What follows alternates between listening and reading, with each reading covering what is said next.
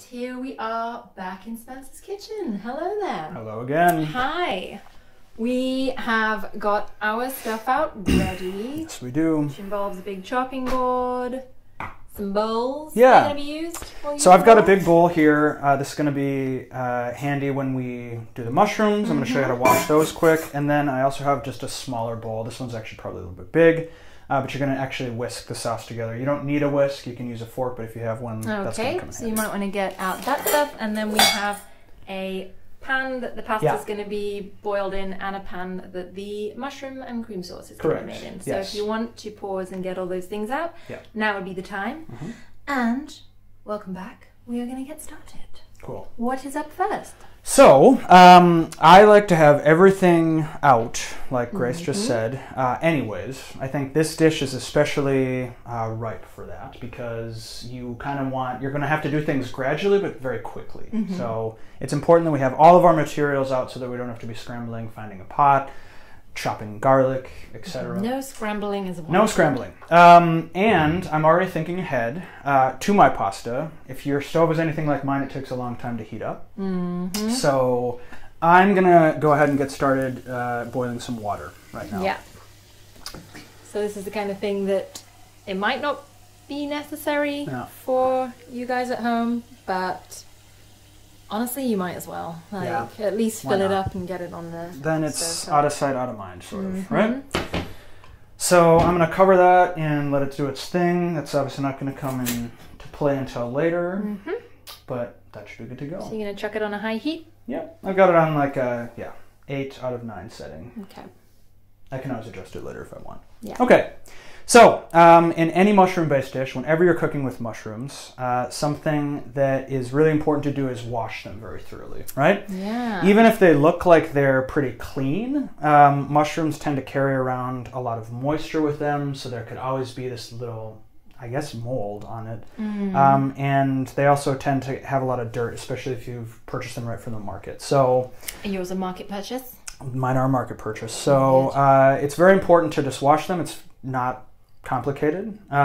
Basically what you want to do is just take them, and what I like to do is, just kind of dab them. Most of the stuff that's on there that's harmful is going to come off right away. It's not going to be a ton of stuff, but just a run-of-the-mill paper towel should be just fine. Okay, so when you say wash, there will be no water involved in this washing? I've read, actually, you can put them in water, especially if they're really dirty. Okay. So you might want to do that. Because that has been a point of discussion among the mushroom users on this channel so far. Some people have washed them underwater, and then others have been aghast at that and have said there's definitely no way you should do that. So I don't want to offend anybody, but Go on. I think that you really only need to wash. If you wash your mushrooms. Yeah, you're an idiot. No, I think if you really want to wash your mushrooms if you're going to be eating them raw, or like not really cooking them, or if you're going to be baking them. We're going to be sautéing these, and they're going to soak in butter. So even if there's a little bit of dirt on there, that's totally fine. It's going to be cooked off at a high heat, totally. So it's not going to hurt you. Yeah, and I think mushrooms are just wonderful. They are wonderful. Do you want to wax lyrical about mushrooms I do. a little bit? I think that I think that they're a really good meat replacement, actually, because they bring that like hardiness and robustness into the dish, but they're a lot cheaper and obviously not meat. They do disappear quite quickly, though, don't they? Like you That's put true, they a do ton cook in, down, and then it's like, oh, where have all my mushrooms gone? Yeah, totally. I mean, you can see our display here. Yeah. Calls for a pound, and I think that's right. But I think the mushrooms with this dish especially, they sort of carry the dish themselves. Like typically Stroganoff's actually made of beef. Yeah. It's like a very beef heavy dish. That's right, yeah. Grace and I were just talking before we started. We think it's maybe like a Hungarian dish.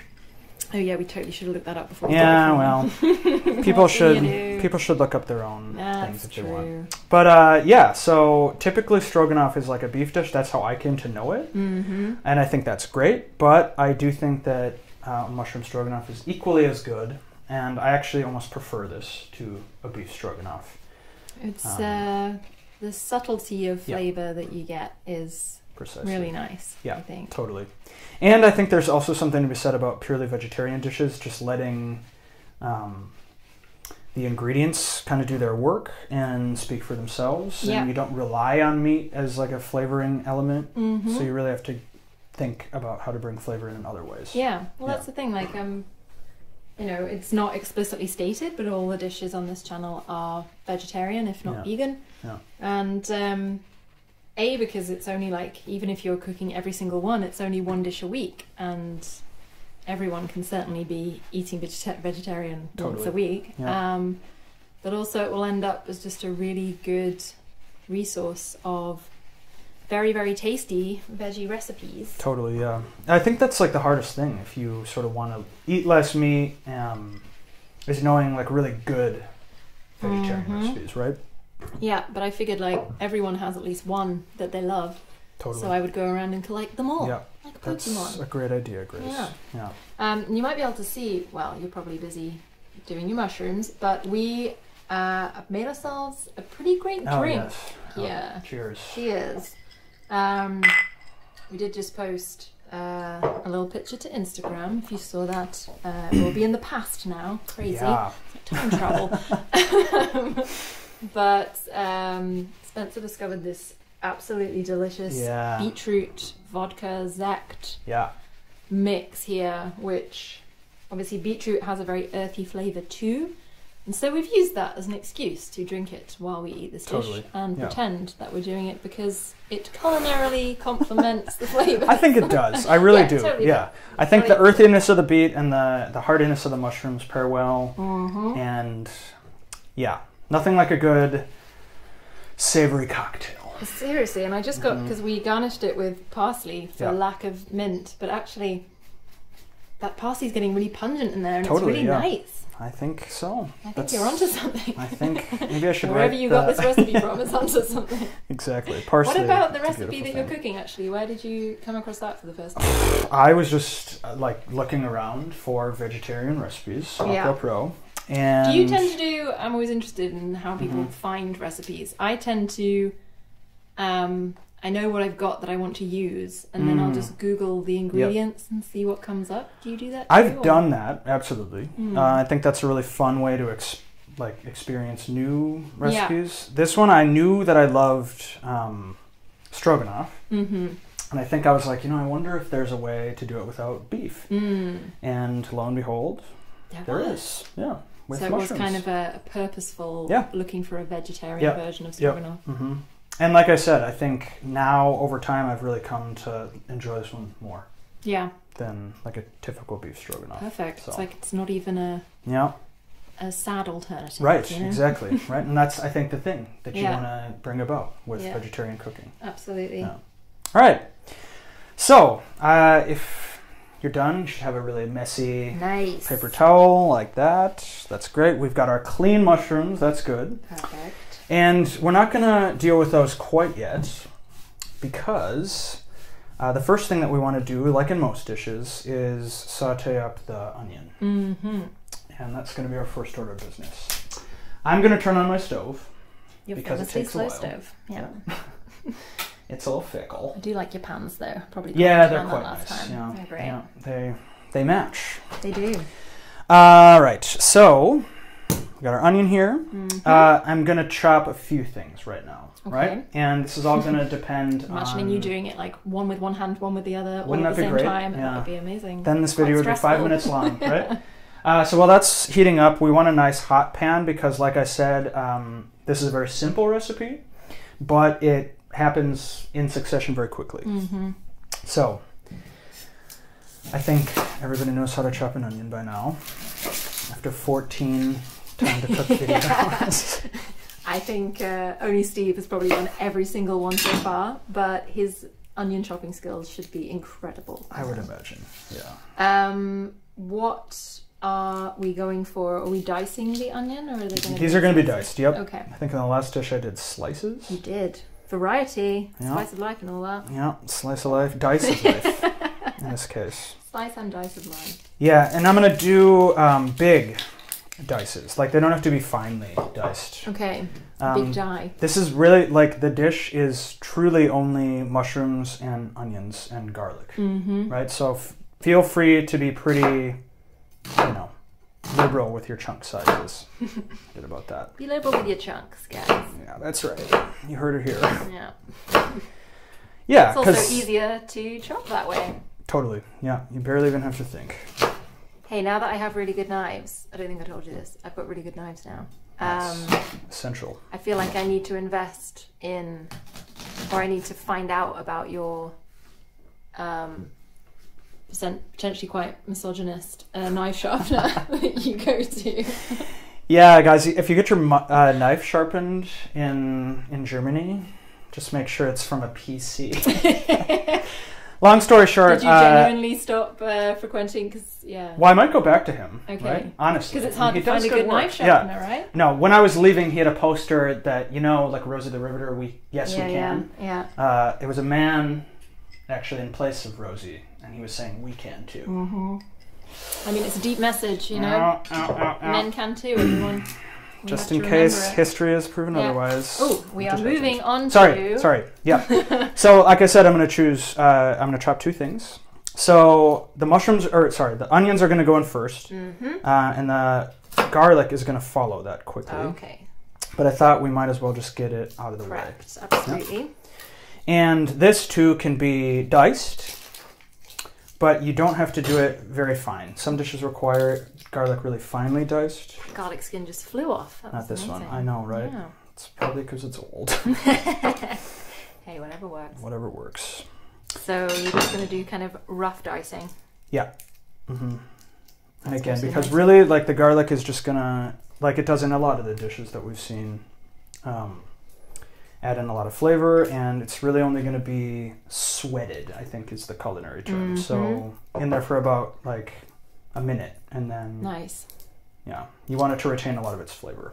I've been cooking a lot of dishes recently, a lot of recipes where they say cook the garlic until you can smell it or something. Yeah, until it's fragrant. That means that. And I don't understand that. I know. I mean, garlic is fragrant from the minute you skin it and chop it up. It's very confusing to me. Yeah, I mean, I think like when you can really, like when the whole kitchen smells that like nice smell of garlic. Yeah, that's what other recipes have said, like until it smells good. Mm-hmm. And I'm like, well, garlic always smells good. What are you talking about? Like it smells good right now. It smells good right now. Yeah, not even cooked. I mean, this is probably why I felt the need to start this show, because written recipes really confuse me sometimes. Yeah. Like everyone has their own way of determining things. Yeah, throw those out the window. It's much easier when you can just watch it. Absolutely.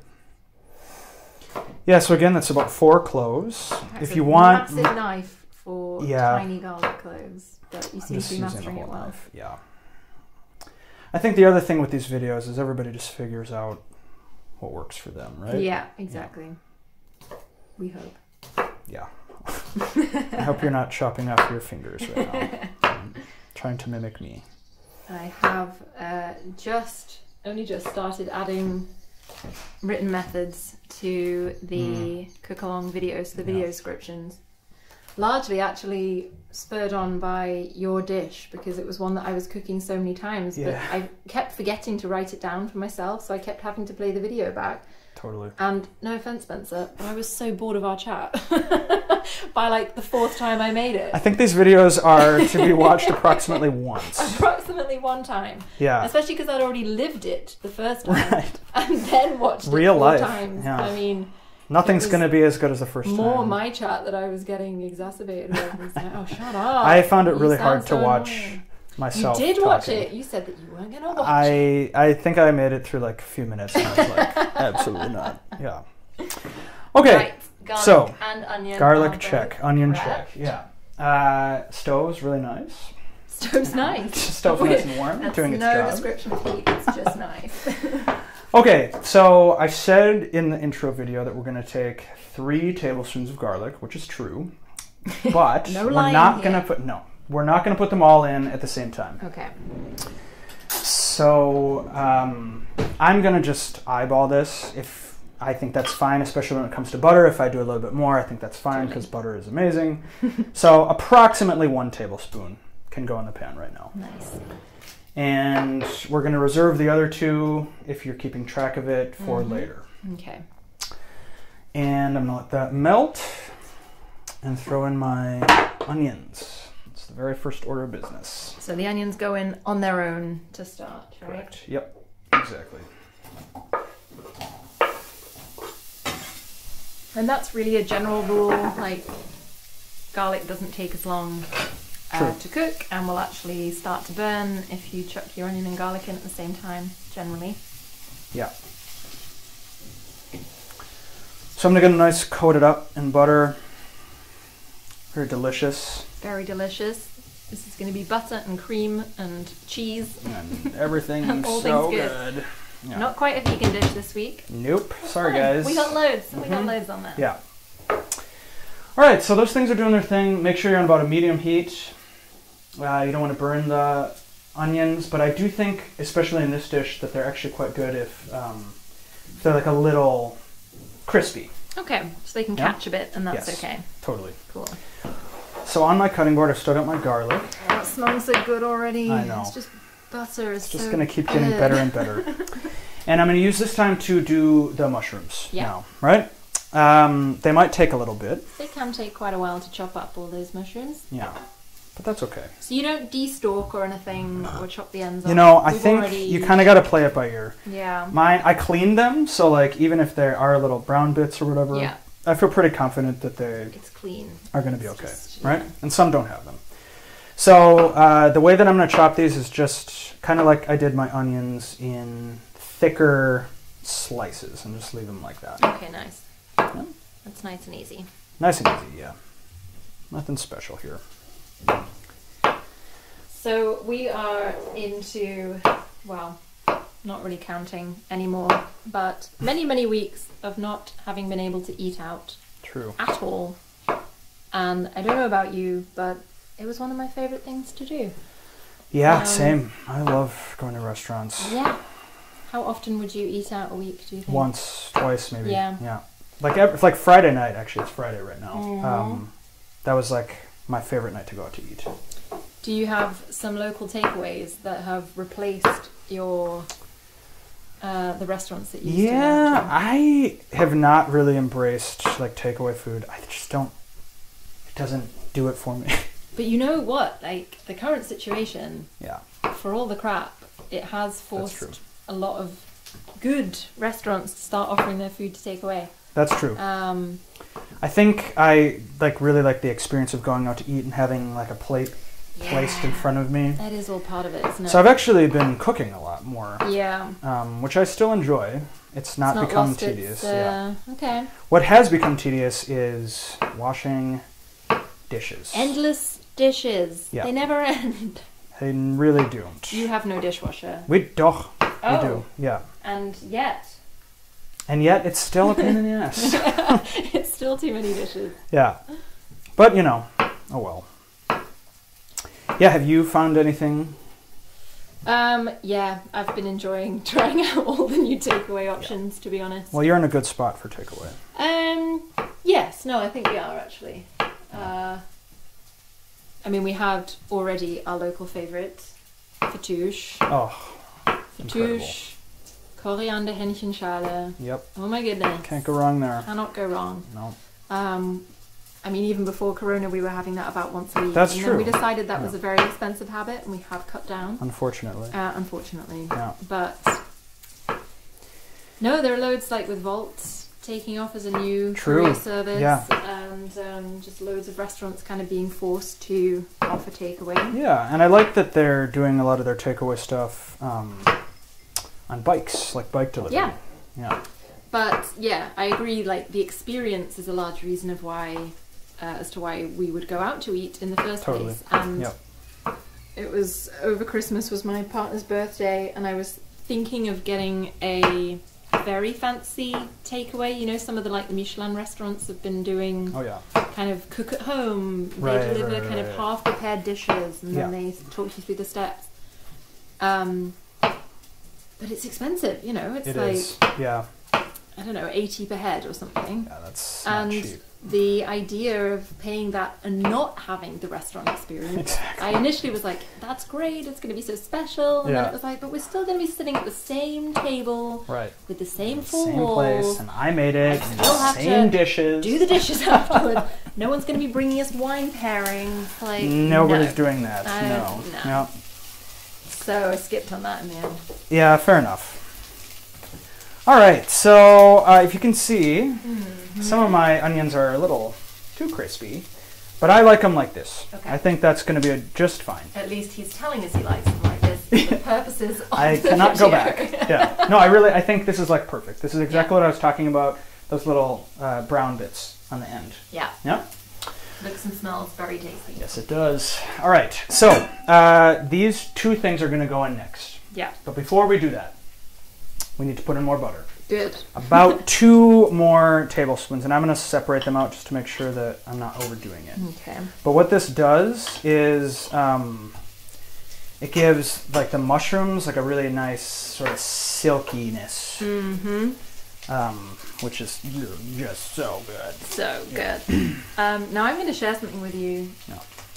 That you can't implement now anyway because you've done it. And, you know, nor should you, because this is the way you cook the dish, and I know from experience that it's delicious. Okay. But I learned something really interesting with cooking with my friend Liz, who did a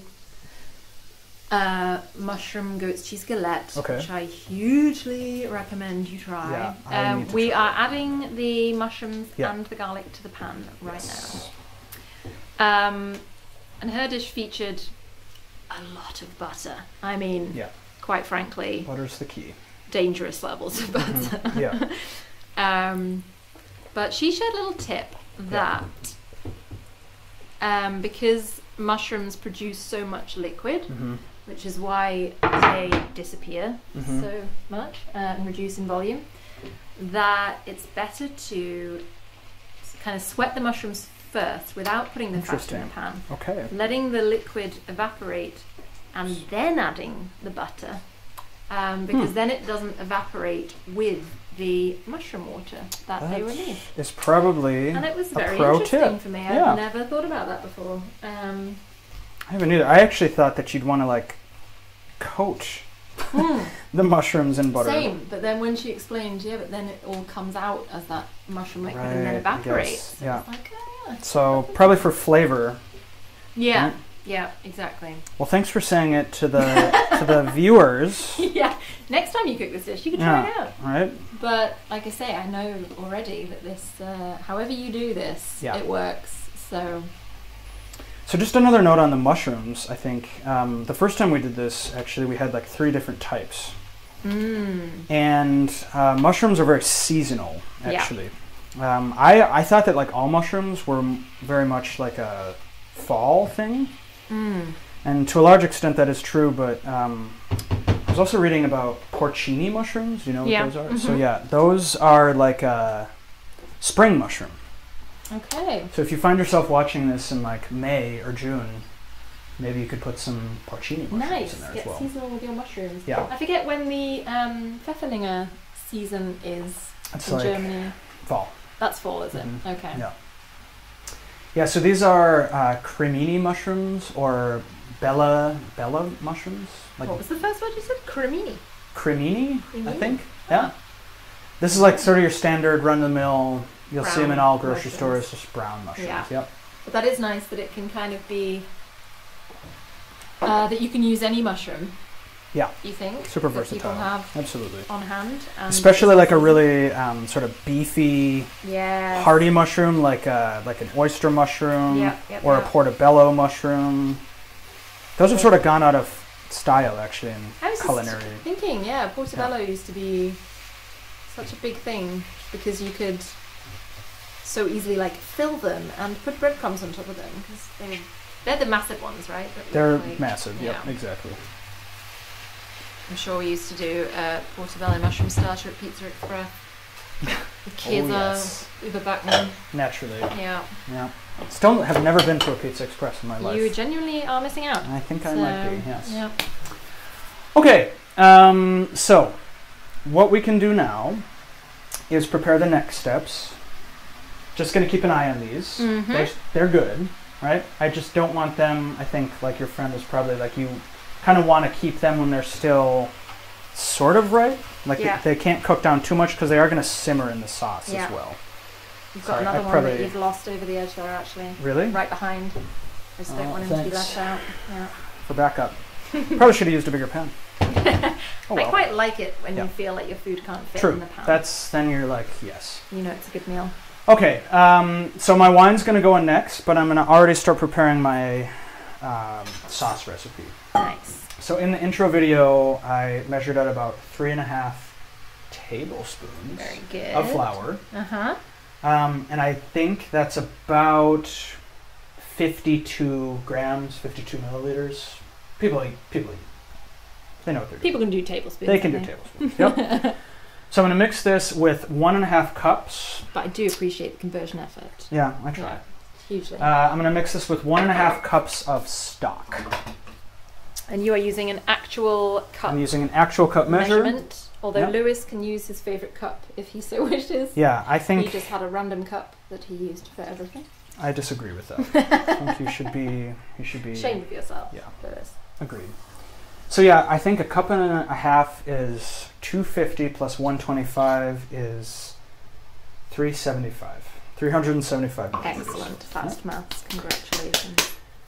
And I'm going to put in my stock. So generally, a teaspoon corresponds with 1 cup of stock. And that's verified. That is verified. So I'm going to put in about 1.5 teaspoons. Easy. Of stock.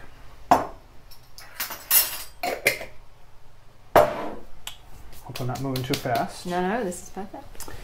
And the next thing, I'm going to take a tablespoon. Hey. And I'm going to do the Worcestershire sauce. Nailed it. Yep. For a second time. That's how you pronounce it. So yeah, a nice hearty tablespoon of this. Also a lot of flavor in here. Nice. Oh, so good. So complements mushrooms very well.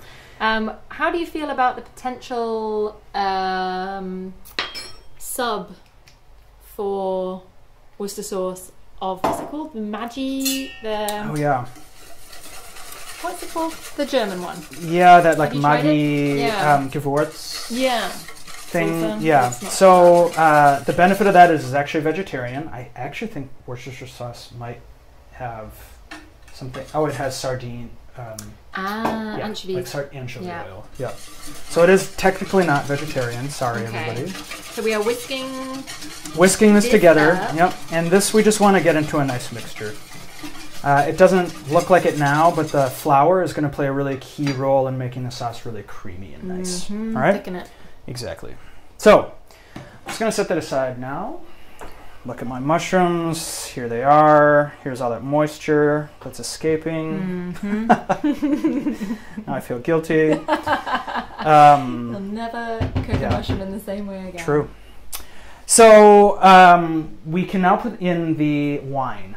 Okay. Yeah. Yes. Half cup. 125 milliliters. That's why I bought the tiny little guy. And it's cute, you know. That's a good amount of wine, I think. Yeah. A good glug. And the wine is a flavor enhancer. Yes. Yeah, so it really brings out everything else and binds everything together, and you can still really taste it faintly in the dish. Base to any good cream sauce, I think. Absolutely.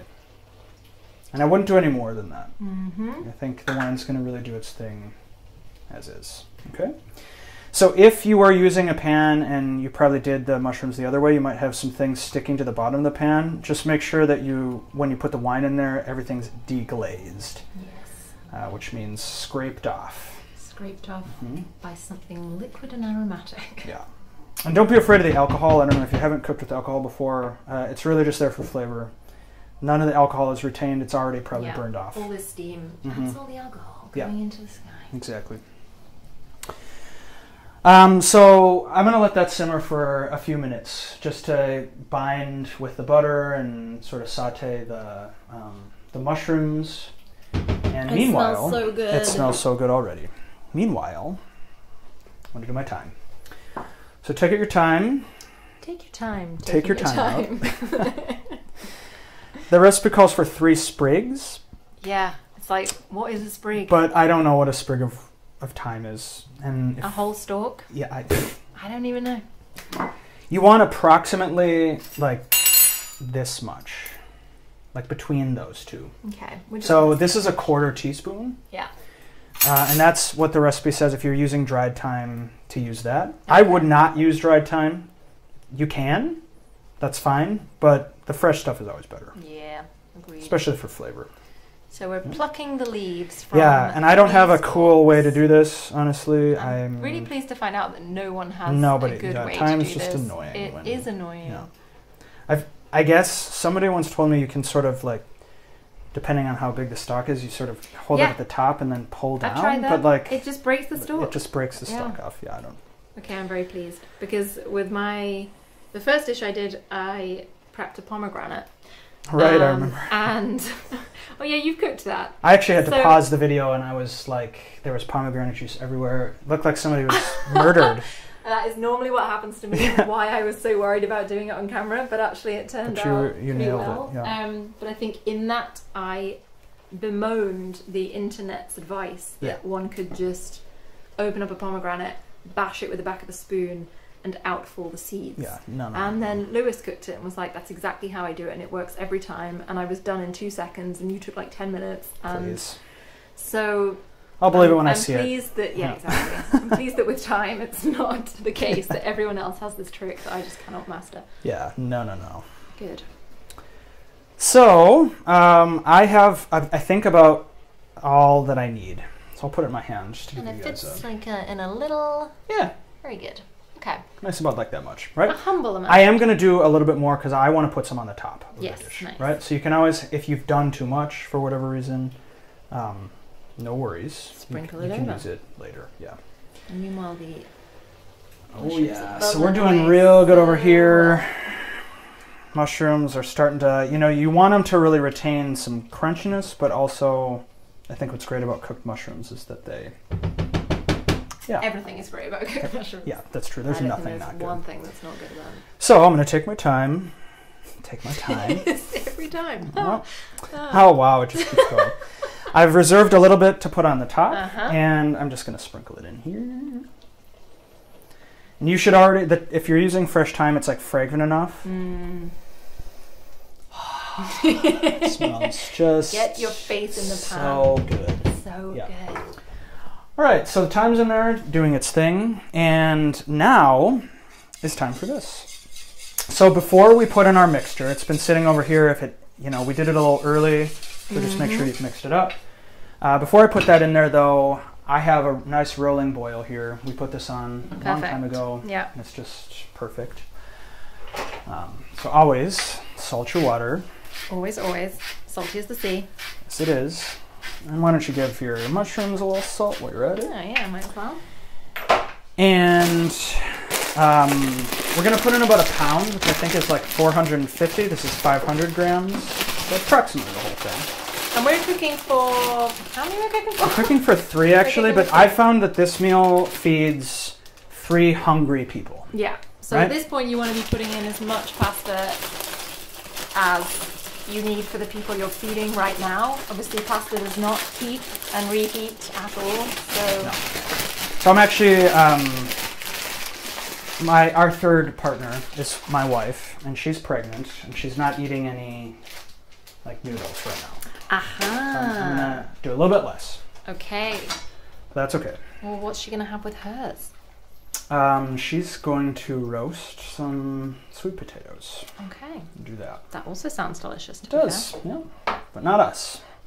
Pasta all the way. That's right. But yeah, if you have got to this point and you're like, but I'm only cooking for one, the sauce will keep. Oh, yeah. Yeah. You can be enjoying that for days. It's actually better, I think, the next day. It's one of those. Oh, yeah. Well, I'm going to leave and come back tomorrow. Okay. And verify. Yeah. Yeah, no, this is like a gift that keeps on giving when it comes to leftovers. Nice. Okay, so I'm just going to turn down, if you were on like a medium heat, you want to stay there, I'm just going to turn mine down a little bit to like a medium low. Because this is where the simmering comes in. And I'm going to pour in this mix. Yes. Yes. And now you never actually need to cover this sauce. So don't feel like it's like I said, it goes pretty quick. Yeah. We're going to bring it to a little boil and then keep on stirring it. So whenever you cook with flour to make a really thick sauce, you don't have to be stirring it like constantly.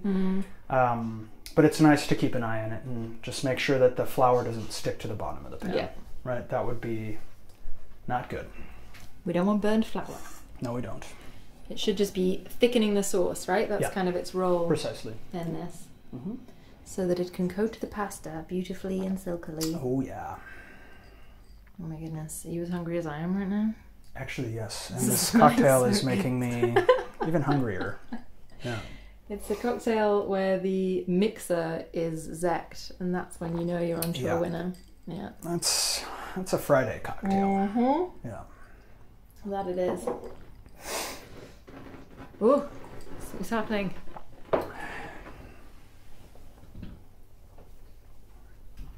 These also strike me as pans where things don't really get stuck, right?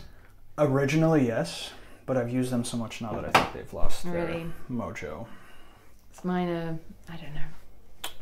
We were talking before we started filming about spending time in good kitchen shops and how, to me, that's like, I could spend hours just perusing.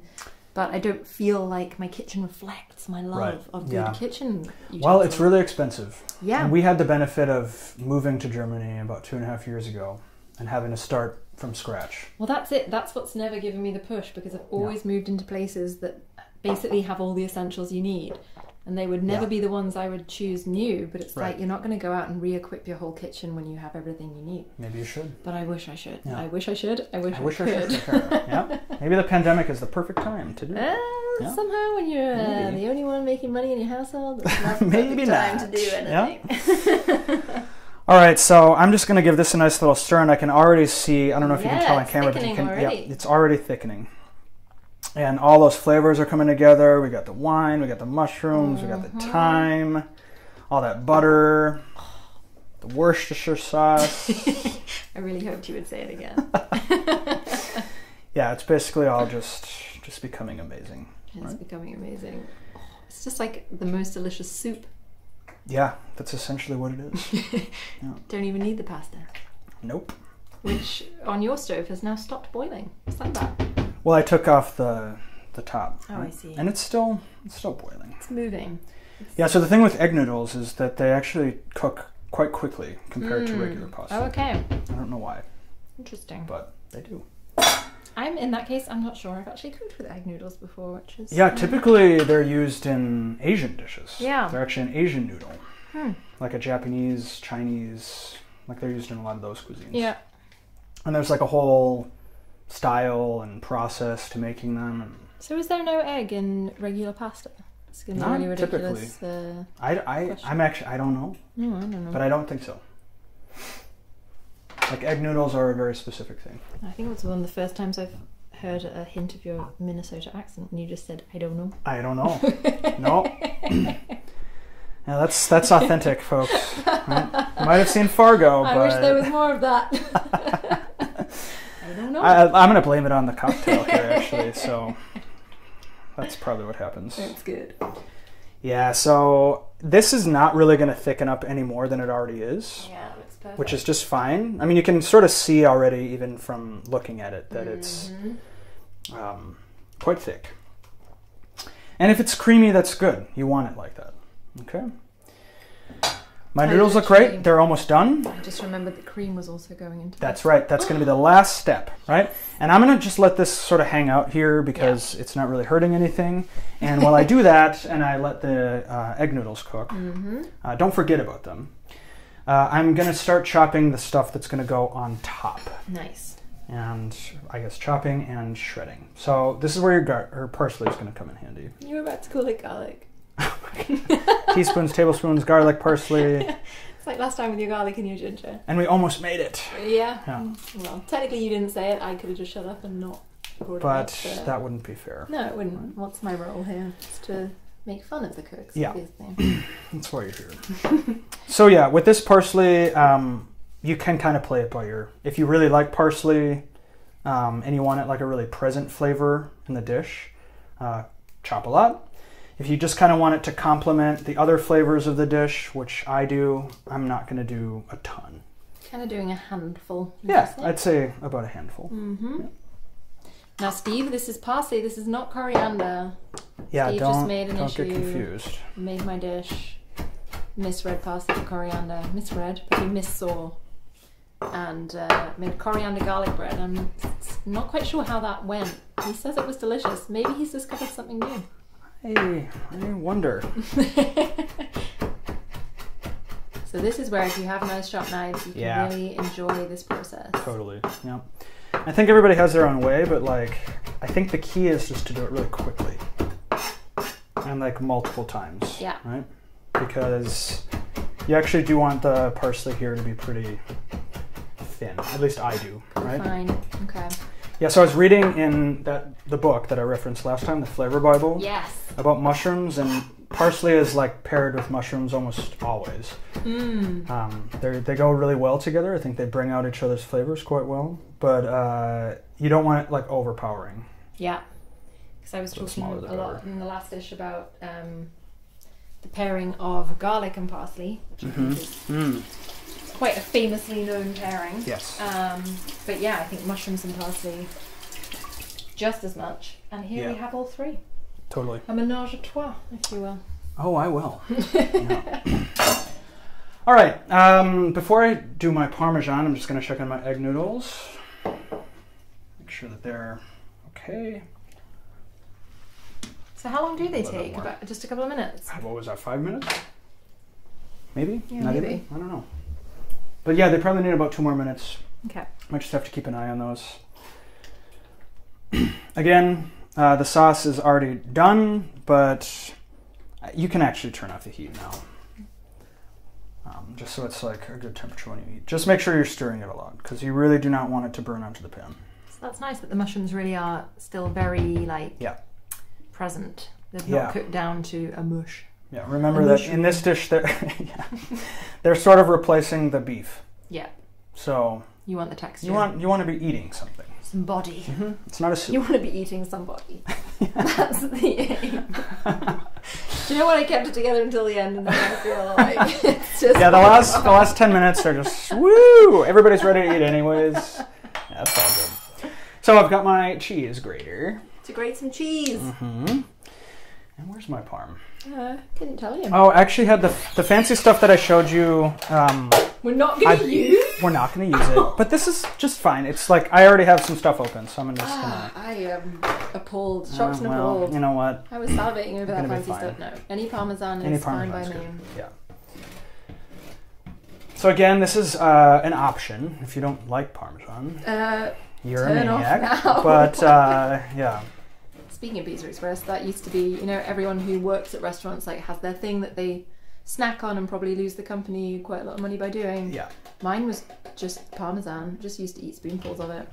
Oh yeah. I used to work in a bagel shop. Nice. When I was a teenager.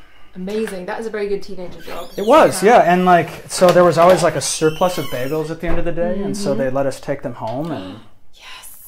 So I'd like go to parties with like bags of bagels. In fact, you were only invited to the parties because they knew you would bring bags of Probably, bagels. Yeah. What was your bagel of choice? Well, they always had like the bagel of the day. But I think, do you know what an everything bagel is? Yes. Yeah, of course, obviously. Only since... We called them kitchen sink bagels. Everything but the kitchen sink. Hey, that's... Yeah.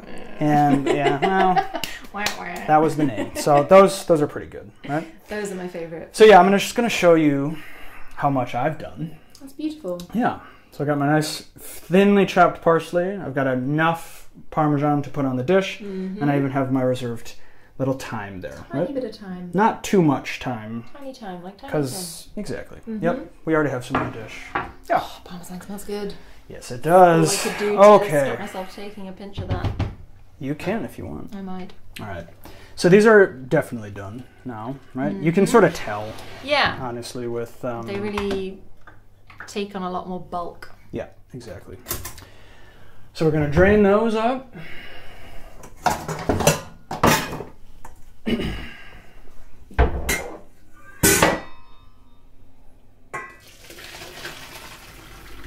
You don't need to retain any of the cooking water. Do not need to retain any water here. Luckily. I did that in my last pasta dish. Yeah. And then didn't use it. So I realized like it just looked like I took a cup of water for absolutely no reason. Yeah. Well, it's sometimes like with pasta, like with red sauces and everything, I think you do want to, right? Yeah. Because it like helps bind the... Absolutely. Yeah. Good starchy water mix. Okay. So, we're almost done. Amazing. This is a time to cook record-breaking short dish. What are we None at? of those words made sense in that order. What are we... How much? We're on 45 minutes. Wow. Perfect. Okay, so I've got my sour cream or creme fraiche or Greek yogurt. And the recipe itself calls for a half a cup. Now, I've made this dish a lot, and I've always found that to be a lot. That does sound like a lot. It almost makes the sauce, like, right now I think it's a really beautiful brown color, really nice with the mushrooms, and I like that. So if you put in too much, if you want it creamy, go for it. But what I'm going to do is just take a teaspoon and sort of gradually add in the sour cream myself. See, this is great because this is like cooks that have cooked these dishes a lot and have adapted the recipes to be even better than the original. And I'm always sort of, when it comes to cooking, like you can, if you're not sure how much to put in, start with a little and you can always, obviously add more. You can never add less. I'm just imagining someone now like commenting on ways that you can add less. If there are, I don't really care to hear them, so whatever. So I did like 2 healthy dollops with my tablespoon, and I think that should actually be enough. Yeah, it's looking good. Yeah. You kind of just want to give it that creaminess, but like you say, you don't want to take away all of this delicious depth of flavor that you get from the mushrooms. And like the beautiful brown color. Yeah. Like the visual aspect of food. Beautiful brown. Do you know what? Brown is not called beautiful enough. Well, it is right now, right? But yeah, I think that's honestly perfect. Yeah. I think we kind of nailed it. All right. Now, so, do you put pepper in here? Yeah, we haven't done anything with seasoning really. Because I feel like that is the other best friend of mushrooms. Absolutely, you're absolutely right. So in the actual recipe that I base this off of, it doesn't say to do anything until the end, which is now. It is. So it's time to do that. I like salt. I know I like salt. You did put a little salt in as you were salting the pasta. A bit, and I also let who's ever going to eat it salt their own.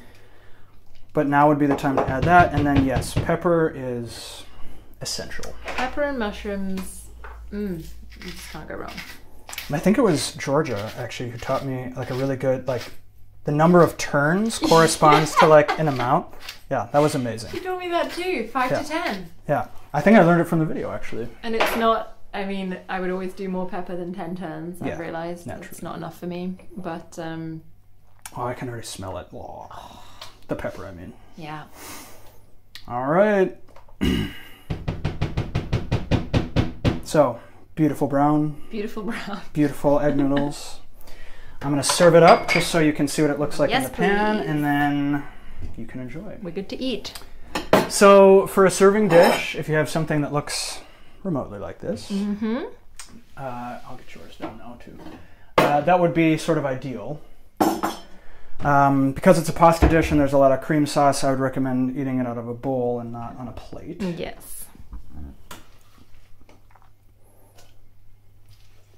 Chuck it in. Chuck it in.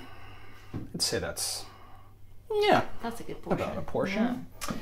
I'm gonna use a ladle because sauce. And really kind of spread the sauce around, even if you wanted to take some without, the sauce is obviously the best part here. A couple of ladles for a couple of scoops of pasta. Exactly. Nice, good ratio. And I'm going to sprinkle with some parsley. It's all about the garnish. Oh, yeah. And my thyme. Tiny thyme. Beautiful.